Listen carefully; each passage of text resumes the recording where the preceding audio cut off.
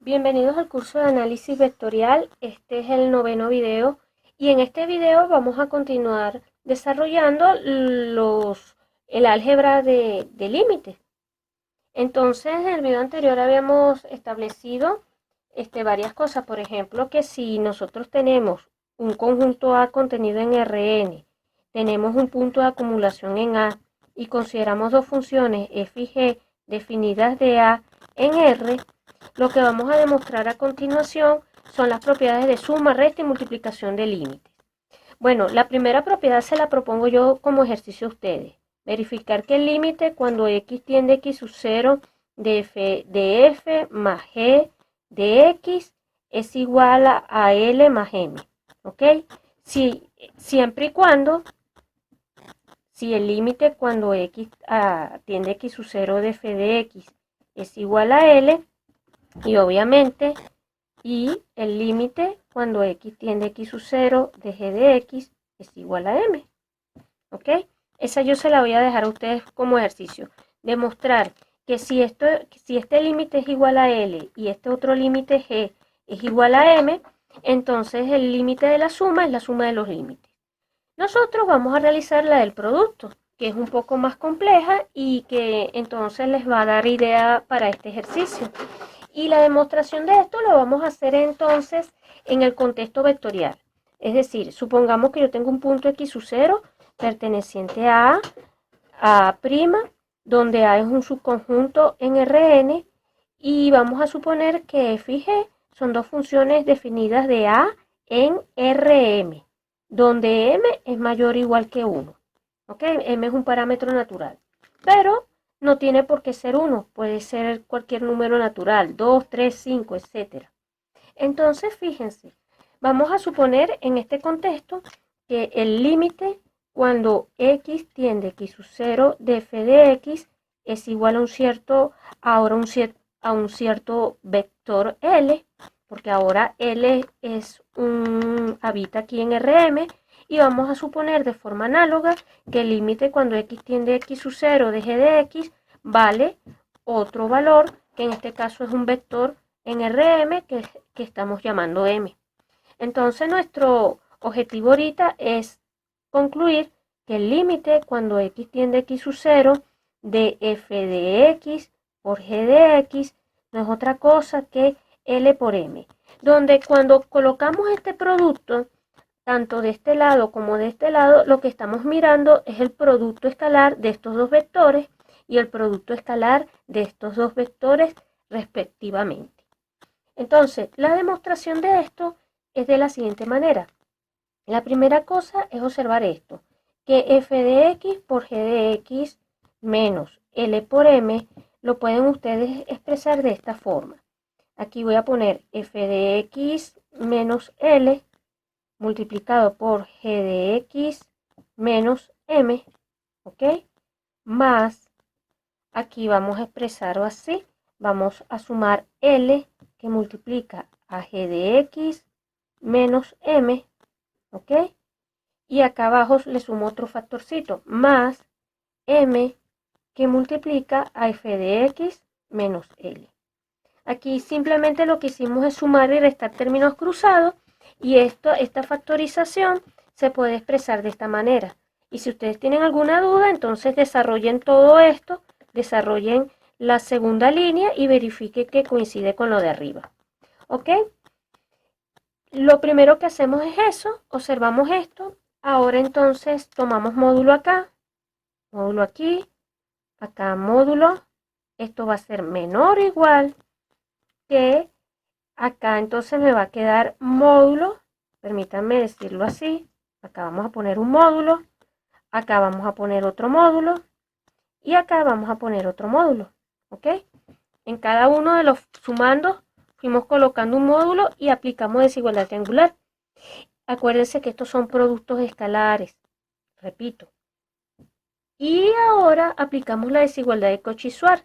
Aplico desigualdad de Cauchy-Schwarz acá, a este factor.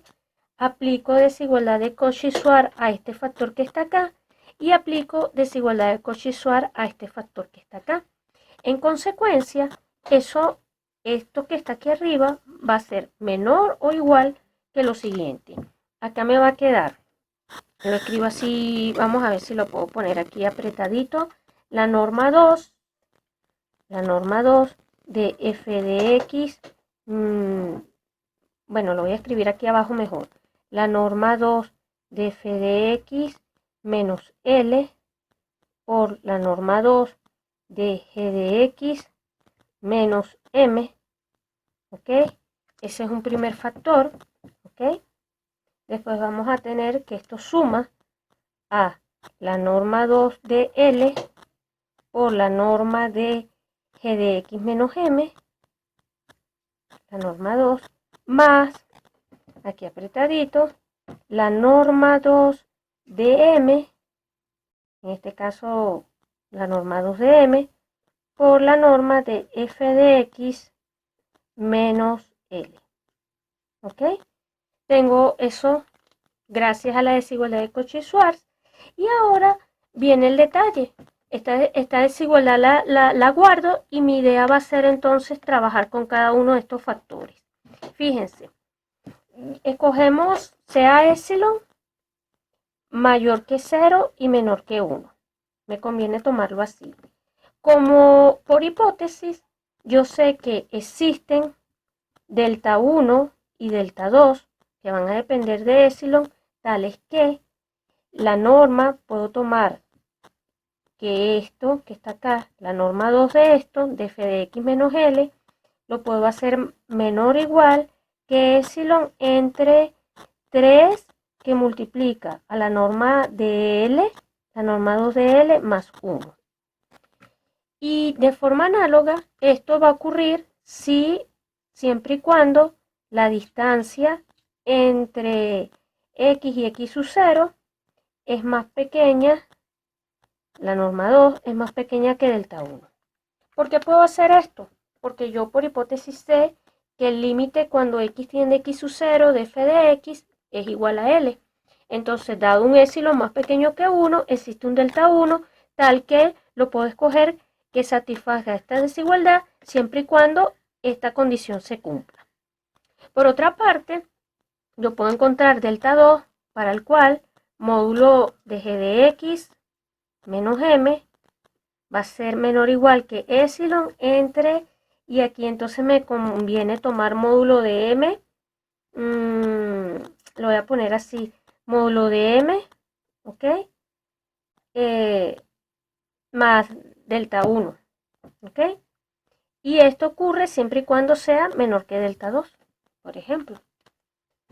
En realidad déjenme revisar bien porque aquí la constante es importante y me conviene, déjenme ver, en realidad me conviene aquí poner L, disculpen la disyuntiva, pero va a ser así realmente, M con L, y con la de F me va a convenir colocar aquí L y aquí M, es como que si estuvieran cruzadas. Pero esto va a ser cierto para delta 2, la otra va a ser cierto para delta 1, y entonces ahora, para este epsilon, perdón, definimos delta como el mínimo entre delta 1 y delta 2. Y ahora, si módulo de x menos x sub 0 es menor que delta, el módulo no, si la norma 2 entre x y x sub 0 es menor que delta, podemos decir lo siguiente. Podemos, por la desigualdad que hicimos anteriormente, podemos ver que este producto de x menos L por M va a ser menor que ¿qué cosa? Por un lado me va a quedar epsilon al cuadrado entre 9 que va a multiplicar, lo voy a escribir así, norma 2 más 1 por la norma 2 de m más 1. ¿Ok? Ese va a ser un primer factor. Después me va a quedar epsilon entre 3 por aquí arriba me va a quedar, en el factor anterior habíamos colocado la norma m, ¿verdad? Por eso es que les digo que la necesito cruzada. Y aquí me va a quedar norma 2 de m más 1, más el tercer factor que lo voy a escribir aquí apretadito, aquí abajo, epsilon entre, bueno, epsilon por la norma de L, la norma 2 de L, todo eso dividido 3 que multiplica norma 2 de L más 1. ¿Ok? Entonces, en este caso, bajo, aquí era cuando aparecía la F, aquí es donde aparecía la G, F de X menos L, aquí G de X menos L, este factor es tal, pero epsilon es menor que 1, epsilon es más pequeño que 1, o sea que epsilon cuadrado va a ser más pequeño que epsilon, que va a ser más pequeño que 1. Y entonces todo esto es más, esto es mayor que 1, esto es mayor que 1 cuando usted hace la fracción. Dicho en otras palabras, todas estas expresiones las pueden acotar. Todo esto va a ser menor que 3 epsilon tercios y esto da epsilon. De esta manera entonces estamos concluyendo que esto va a implicar que el límite cuando x tiende a x sub 0 de f de x por g de x no va a ser otra cosa que L por M. ¿Ok? De forma análoga vamos a ver el caso de, o sea, el caso de no me acuerdo ahorita, pero vamos a ver que el límite cuando x tiende a x sub 0 de la norma de f de x es exactamente la norma 2, es exactamente esto, si se cumple esto. Si el límite cuando x tiende a x sub 0 de f de x es igual a L. Vamos a verificar esta propiedad, vamos a demostrarla. Bueno, aquí simplemente para demostrar que esto de acá implica esto de acá, que esto implica esto, nosotros entonces, fíjense, basta ver que el módulo de esto, el módulo de la norma de estos dos vectores, esto es menor o igual que esto que está acá, f de x menos L. Esta desigualdad es cierta para cualquier par de vectores, gracias a la propiedad de módulo y a la definición de norma euclidiana. Como esto es cierto, ¿ok?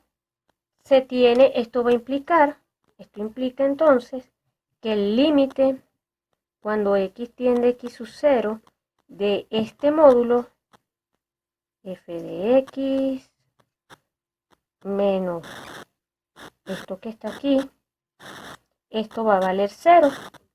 ¿Por qué esto va a valer 0?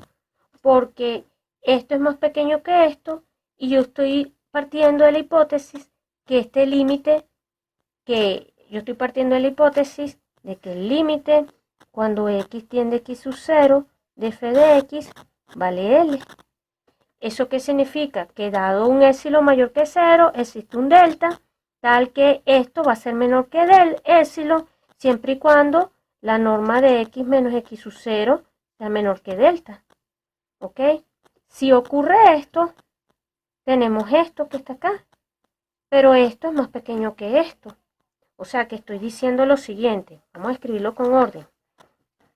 Escribo como el límite cuando x tiende a x sub 0 de f de x es igual a L, dado epsilon mayor que 0, existe un delta tal que la norma de f de x menos L, la norma 2, es menor que epsilon, siempre que esta distancia sea menor que delta. Entonces, fijamos el delta, ya tenemos este delta, y ahora, como esto que está acá, f de x, esto es menor que esto, repito, f de x menos L, norma 2, ¿verdad? Si módulo de x menos x sub 0 es menor que delta, entonces vamos a obtener que esto que está acá, esta desigualdad que está acá, pero ahora en términos de módulo, va a ser menor que epsilon, ¿verdad? Y esto implica que el límite cuando x tiende a x sub 0 de esto que está acá es igual a esto otro.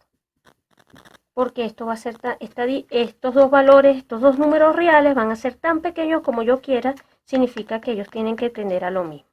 Y con eso tenemos esa propiedad demostrada.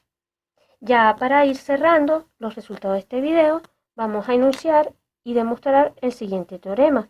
El siguiente teorema dice, tengo una función f definida ahora de a contenido en Rn, ¿ok? Así que son funciones vectoriales y tengo un punto x sub 0 perteneciente al conjunto de puntos de acumulación, ¿ok? Entonces, el teorema dice así, el límite, permítanme escribirlo acá arriba apretadito, el límite cuando x tiende a x sub 0 de f de x es igual a L, si y solamente si el límite cuando x tiende a x sub 0 de f sub i de x es igual a L sub i para todo i variando desde 1 hasta n. ¿Y quiénes son f sub i y L sub i? Estas son las funciones coordenadas y estos son las coordenadas de las respectivas, del respectivo vector y esta de la respectiva función.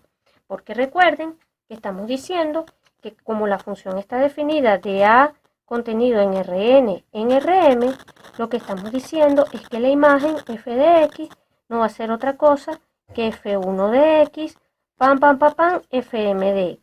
Y estamos mirando entonces ahora un vector. Así que el límite existe si solamente si existen los límites coordenada a coordenada. La demostración de esto es de la siguiente manera, ¿no? En un sentido es sumamente sencillo. En este sentido, supongamos que el límite cuando x tiende a x sub 0 de f de x es igual a L. Nuevamente escribimos la definición, dado epsilon mayor que 0, dado epsilon mayor que 0, existe un delta positivo, tal que ahora la norma de f de x menos L, la norma 2, es menor que epsilon, siempre que la distancia sea menor que delta. Pero cuidado, cuando yo escribo esta norma es en Rm y esta norma de aquí abajo es en Rn. La dimensión de los espacios es diferente, ¿ok? Y aquí lo clave es observar lo siguiente, ¿cómo? Para cada coordenada fi de x menos li, porque cada una de estas funciones es una función, esto es lo mismo que es decir esto, es una función escalar, fi de x menos li al cuadrado elevado a la 1/2. Y esto ahora, esto es menor o igual que, lo escribo así, la suma de i igual 1 hasta m de f sub i de x menos L sub i al cuadrado, todo esto a la 1/2. O sea que esto no es otra cosa, vamos a ver si aquí apretito lo pongo, que norma de f de x menos L, la norma 2, y esto es menor que epsilon. Y esta desigualdad se cumple, esto va a ser menor que epsilon, esto va a ser, repito, menor que epsilon, siempre que estas distancias sean menores que delta, siempre y cuando yo trabaje con esta condición o en esta región, siempre y cuando yo esté considerando esto. Bueno, si esto ocurre, esto va a ser menor que epsilon y entonces lo que voy a concluir es que esto también va a ser menor que epsilon para todo i desde 1 hasta m si tenemos esta condición. Esto implica entonces que el límite cuando x tiende a x sub 0 de f sub i de x es igual a L sub i para todo i, vamos a escribirlo así, para todo i, variando desde 1 hasta m. Perdón, hasta m. ¿Ok? En este sentido tengo la desigualdad. Y para el otro lado, en el otro vuelve también la misma idea. Para demostrar esta desigualdad, supongamos entonces que esto ocurre, el límite cuando x tiende a x sub 0 de f sub i de x vale L sub i, vamos a suponer que esto es cierto para todo i desde 1 hasta m, esto significa lo siguiente, que dado epsilon mayor que 0, existe ahora un delta sub i, un delta sub i mayor que 0, tal que esto menos esto voy a pedir que sea más pequeño que epsilon sobre m, siempre y cuando esta distancia entre los valores x y x sub 0 sea menor que delta sub i. Ahora aquí el argumento es sencillamente, esto es para cada i, variando desde 1 hasta m. Bueno, ahora el argumento ya para cerrar es simple. Vamos a definir delta como el mínimo desde i, variando desde 1 hasta m de los delta i.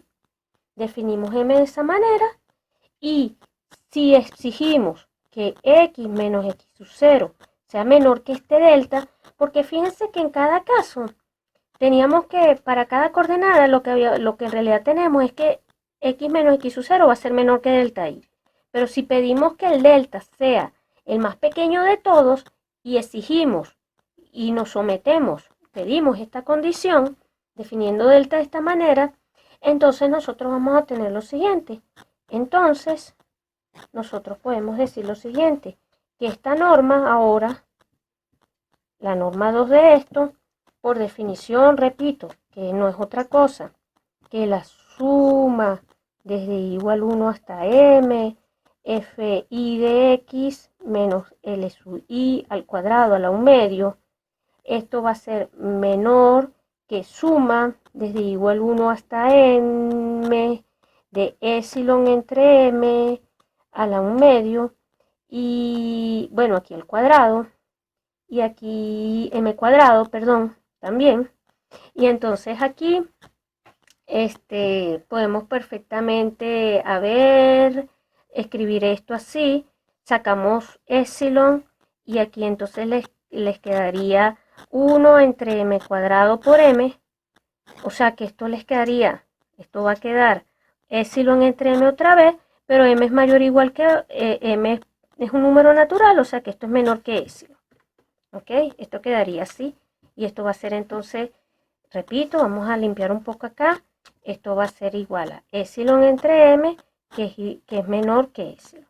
Y con eso entonces estaríamos concluyendo que el límite cuando x tiende a x sub 0 de f de x de toda la función vectorial va a ser igual a l. Bueno, con esto entonces cerramos los resultados de este video.